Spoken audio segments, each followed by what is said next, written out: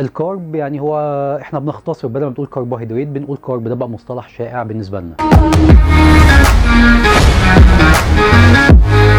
الكربوهيدرات اللي هي بالبلدي النشويات، اللي زي الرز، المكرونه، البطاطس، البطاطا، الشوفان، الكلام ده كله الناس بتسمعه اول ما تيجي تعمل نظام غذائي يقول لك خلاص انا مصادر الكارب بتاعي رز، مكرونه، بطاطا، بطاطس، شوفان، وهاخد فاكهه زي الموز. بس هي الناس بتغلط في حاجه، ان انا باخد الكلام ده كله ما بحسبش انا جسمي محتاج قد ايه. الجسم ليه احتياجات معينه، ليه ديلي انتيك معين من الكربوهيدرات، من البروتين، من الفاتس، من السكر، من كل حاجه لازم تدخله بكميه على قد احتياجات جسمك. فانت لما تيجي تاخد نوع كارب معين لازم تبقى عارف الكارب ده هيعمل معايا ايه.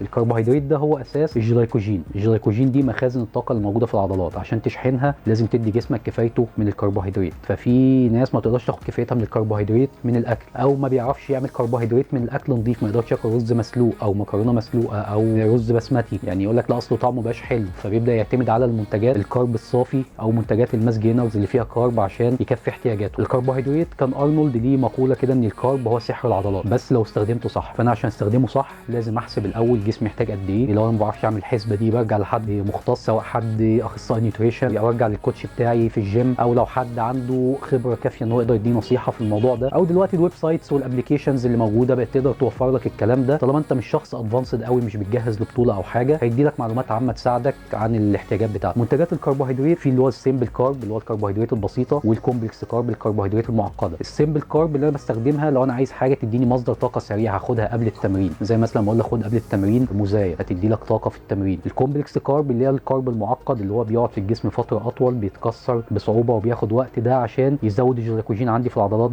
على المدى الطويل، ما يعليش الانسولين في جسمي مره واحده فما تحصلش نتيجه عكسيه. فالكارب من الحاجات المهمه جدا، بس بشرط ابقى فاهم قبل ما ادخل الكارب انا هستخدمه ازاي والتارجت بتاعي ايه.